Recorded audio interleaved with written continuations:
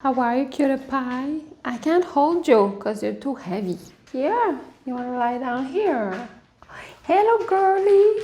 Oh my god, everybody's here. Hello, guys. I've emptied my studio. I want a little bit of a makeover in here. I've been in the studio for about 4 years, I think, yeah, 4 years. And I've completed this painting series not long ago. It's a big milestone. I'm really happy about it. And I've displayed them all on the wall. There's a big hole in there. One of the paintings shipped. I'm gonna have to reorganize that, but I've emptied out everything else and I want to reorganize things. I'd like to create little stations where I could give you different angles instead of always working in here, and just to have a change really. It's not gonna be anything crazy where I repaint the walls and I buy furniture, nothing like that. I'm gonna use what I have and just reorganize and get a little more of a fresh look and space. First thing is reorganize this so that there's no big hole in the middle. And the second thing is going to be to deal with this bookshelf, which I'm not sure if I'm gonna keep in this space, but move it or just remove it entirely. I have a collection of vintage cameras. They're all in working order. And I also have a collection of art books. What do I do with it? Because I'd like this wall here to be functional as well as this wall. So I really want to move this bookshelf. Also, I have new glasses. I don't always wear glasses, but these are new.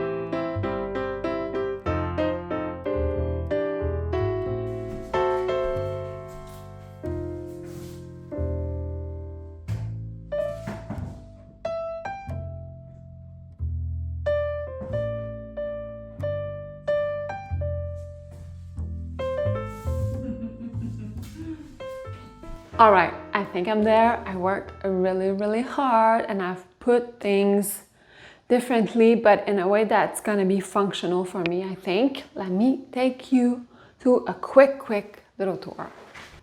As you saw, I decided to put my bookshelf here. For now, it's pretty bare, but I'm leaving myself room to grow. I kept the doors. I was debating whether to take the doors off and leave it open for a more open kind of view, because the whole black cupboard thing is very dark, you know, in a room, and I'm trying to keep things very light, especially for filming. But in the end, I decided to keep it that way. All my art books are there.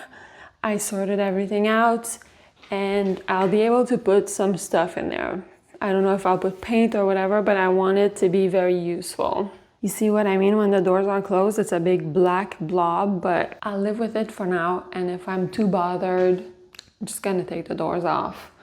Whatever I've done here, I'm gonna see if it really functions as I'm hoping it will. So things obviously might change, but for now it seems like a good fit. Right now I have this gallery wall of my latest collection, so I'm going to leave it here for now. And as pieces get sold, some of them will be taken off the wall. Like this one is gonna leave very soon, and this is gonna move around, and at some point I might take everything off for a renewal thing. And at that point I'll be able to use up this entire wall to paint against the wall, or to put an easel around here and paint on this section. My assistant is knackered, as you can see. Where the window is, I decided to put a row of tables. These tables might not be the prettiest, but they're very useful. I got them at Walmart like 6 years ago. And because there's shelves like this, I could put a bunch of papers to dry. Sometimes I explore and experiment, and I play around with paintings and drawings really fast, and I create a whole bunch of things, especially for ink washes, and I want things to dry so that I could keep working, and these work like a charm. I have 4 of them, and that's why I didn't put anything at the bottom. I wanted to keep that room for paper to dry. And on the first shelf, I used the space for a mixture of pretty things, but mostly useful things. These are rocks that I paint for a specific painting series, charcoal. These are little knickknacks. I have pencils and more charcoal, pastels, paintbrushes, and things that I use daily. And tucked away in this little corner is a really ugly plastic shelving unit. It's where I keep a lot of my paintings that I create on paper or canvas board. So this is a storage situation. Whatever I can't put in portfolios goes in here. It's really not pretty, but it's very useful. This is my Alexa, always on the lookout. I listen to Audible books on it while I paint very often, and music as well. And as you probably know, this is my living space, and I usually come in the studio from this door, and the angle that you often see in my vlogs is this angle, and my table used to be there. Now I wanted to flip things around because I needed a change, so I put the table on the opposite wall. It's a shorter wall because of the door here, but it's a clear wall, so I could paint on the wall, put an easel around here, move things around. For now I've put the table like this, but depending on the light coming through this window, depending on the time of day, and depending on the project, I'm gonna move this table around. So I might pull it to be right in the middle of the space if I need to film all around or to walk all around, or I might push it here more next to the wall, depending on my needs. These cards are so useful. They're just there for now, but I'm gonna carry them around the studio all the time. Oh, I forgot to mention the plants. I like these plants. I don't know if I'm gonna leave them there because they're pretty big and they block some of the light coming from the window. I love the look of it though, but I might need to get smaller plants, you know, and those I took from my dining room. But I wanted to see how I would like to have plants hanging here. I think I like it, but maybe smaller ones. And these are two really large closets where I store all my art supply. I'm so lucky to have that much space, I know. All my art supplies in here. I love that everything is tucked away, you know, I could buy canvases in advance or have a little bit of a mess and it doesn't feel super cluttered in my working space because I don't work really well with clutter. I need things to be not perfect or neat or super clean, but I need an airy space to be able to feel calm and inspired. So I put all my clutter in the closet, close the door, and then I'm happy in my space. And if you're curious, this is a painting of Lennox made by my friend Jen. It's actually not a painting, it's a picture with crystals glued everywhere. I think it makes him look so regal and he's such a good boy. I love this. I love his expression and I love that my friend made that for me. I just love it. So I've put that there for now. I think this area is very bare right now, but I think it could be a good station for a little filming spot. I could have a chair here and have whatever painting in the background and just talk to you, you know?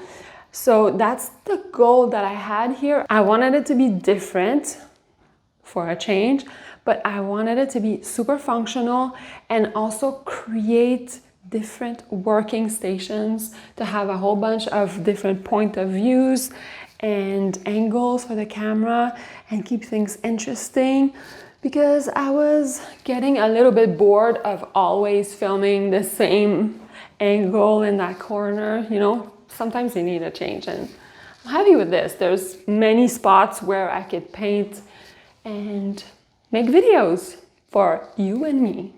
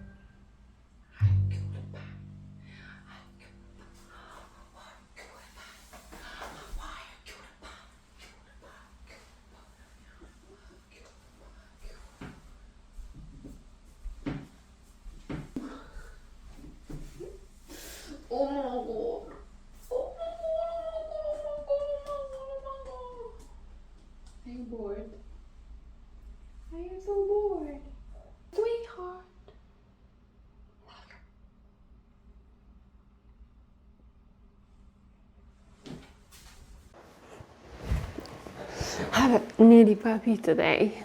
She gets a little bit bored when I work in the studio, so I have to be mindful of taking breaks and playing with her and cuddling because she's still very small. Don't eat the mic. Sorry about that. Also, if you see Lennox a little bit less, it's just because she plays a little bit rough with him still. So very often he opts to go and hide with David where she can't reach him downstairs, because I haven't shown her how to go up and down the stairs yet because she's not 100% potty trained. We have carpet in the stairs and I don't want accidents. So until she's 100% perfect in the house, she's almost there but not quite, I don't want to show her how to go up and down the stairs. And also it gives Lennox a little break until she settles and she stops biting his ears. She still has her little needle canines. Once those fall off, everything will be calmer. And don't worry about Lennox. I give him tons of affection, and David as well. So it's just that he hides a little bit to get a break from Mrs. Moo. Hello, darling girl. She's so cute. You're cute. Okay. So what you saw me doing was kind of reflecting on everything I've been working on in the past many years, like maybe 4 or 5 years, because I've been exploring a lot of things and you've seen a lot of it on YouTube. I made videos about most of it. And now that I launched the True Colors painting series, I want to explore other things for a little bit, you know, to me ressourcer. How do you say it? Me ressourcer? I don't know how to say that. To get more inspiration, I guess, to refill my creative well, let's say it like that. So I went back and looked at my old work, and I listed all the stuff that I wanted to explore just so that I don't forget it, because through the years I've discovered great little nuggets of things that could become entire series of work. There's so many of them. There's a whole list of them. So each entry on this page is an entire series unto itself. I have enough ideas to last me like 4 lifetimes, but it's good. It's a good problem to have. So I wrote it down to not forget any, because everything is really exciting to me. And also when I get in the studio, I don't want to like get overwhelmed by not knowing what to do or what to work on, because sometimes on the day-to-day you could get a little bit blah or tired, and you kind of get not insecure but indecisive. And by having those ideas down, I know that these are all things that I love, that I'm excited about. Just have to pick one and work a little bit at it. For the next few months, I don't have any plans or end goals art-wise. I just want to have fun. Just try a bunch of things and enjoy the moment, enjoy whatever I'm doing in the moment, and kind of get super creative and excited about different paintings that I create. I love it when she's calm like this, because she's about to take a nap now.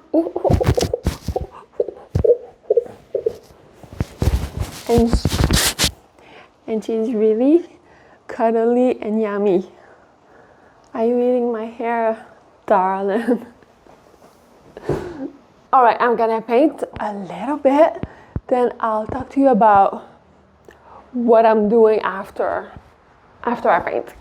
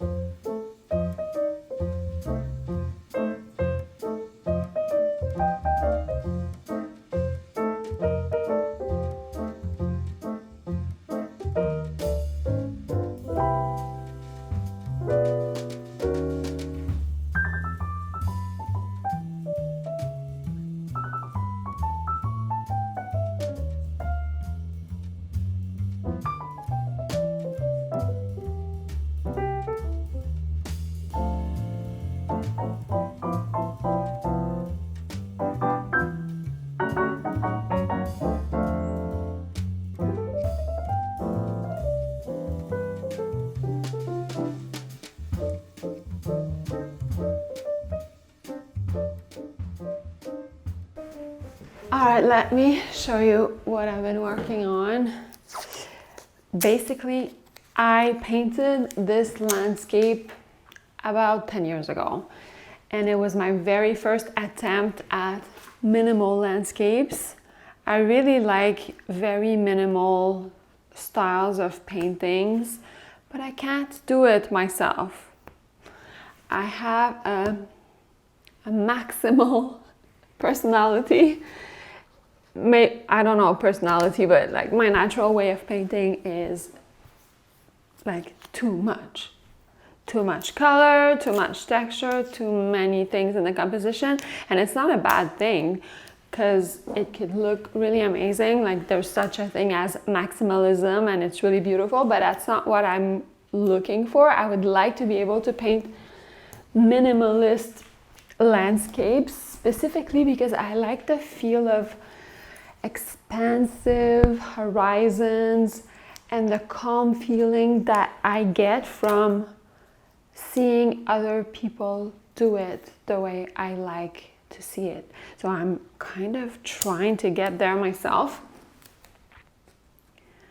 I can't say that I achieved it today, and it's an ongoing process, and I'm learning little bits of information that's gonna help me get there. I'll bring you closer. Quickly, let's talk about the first one I did 10 years ago. I focused on simple shapes like circles and like stripes. That was my way of making it minimal. I really don't like the big black lines, and I don't like the color palette. The values to me are all too like similar. One trick that I do when it comes to value is that I showed you, I think I did it during my painting session. I switched the picture to black and white and I quickly see if everything is grayed out and where things need more contrast. So that's helpful. Here in black and white, all this is pretty much gray except for this black, but everything is a bit too dark in my opinion. Don't like the olive green mixed with this shade of blue. The colors are all wrong, and I don't like the black lines. My second attempt was this one, where I kind of looked at this first painting as a reference on top of my reference photo. And there's some things that I liked about it, where I got a little bit of texture in the trees, but not too much texture in the trees. And the way I did the trees, like the rounded shapes and brush strokes that I got, I really liked it. So I kept it for the last one. The thing I did not like about this was the shades of greens that I used. It's too like minty bluish green, and I didn't like this texture in the foreground. You see the similarities between those two. I redid those stripes of green, but I changed the green. I removed the black lines because I didn't like it. I made the trees a little bit more complex. But overall, it didn't do it for me. So I tried to explore another variation of this painting, but I based myself more on this one instead of looking at this one for the last one. Still not there. If I look at this, it's not minimal. It's not minimal. There's things that I like about it. I like the more muted shades that let me just block some stuff off. So if you look at this here, I like the muted shades of green. It's more of a grayish green and a rich dark green here. I kept the same trees, the way I did the trees. I loved it. So I kept it. I love that. But then at the beginning of the painting, there was just a big block of this green. And on the reference photo, there is a bunch of texture in the foreground. It's a bunch of foliage. And I felt like the painting was super boring. So there's minimal, but then there's boring. So I tried to make it interesting, but keep it more expressive and more abstract. and just add some pops of colors because that's where I go. And in the end, it's way too busy. I don't like it. There's bits of this texture that I do like. I like this section here. And I like this pop of red rust. But all of this here in the back, this here, and the middle part is pretty much too much. So I'm still on a quest. The one other thing that I'm realizing more and more that I know and knew, but when I sit down to paint for some reason, it vanishes and I forget to do it. And that is to keep things small, because I want to create that big expansive horizon feeling, and by creating a smaller tree line and more like smaller details, smaller texture, scaling everything down basically will make the whole painting landscape look bigger, wider, more airy, and getting that calmer feeling. The good news is that I found a way to create trees that I like, the way to work the trees. I improved on my color palette when it comes to the greens. I don't love the olive greens. I like more of a grayish blue green. And there's some tiny little bits of texture that I would like to keep. Bold strokes like this and pops of colors that make the painting interesting. I do want to keep it, but I think I want to minimize the texture. If I had done only this pop of yellow with this pop of red and kept the rest a lot more blended and like a big swoop instead of a lot of different dabs, it might have given something more minimal, like a lot closer to what I'm looking for. The quest to minimal landscape continues. Let me know what you think of these. If you have ideas, leave them in the comments. I'm really open. You have great ideas very often. If you liked this vlog, share it on socials. It will really help my channel. When people share a video, it tells YouTube, oh my gerbs, this is good, recommend it to people. So if you could share it, that would be very helpful, and I'm very grateful. Thank you so much in advance. If you want more inspiration, you can go watch this one next, and I will see you in just a few days for another one.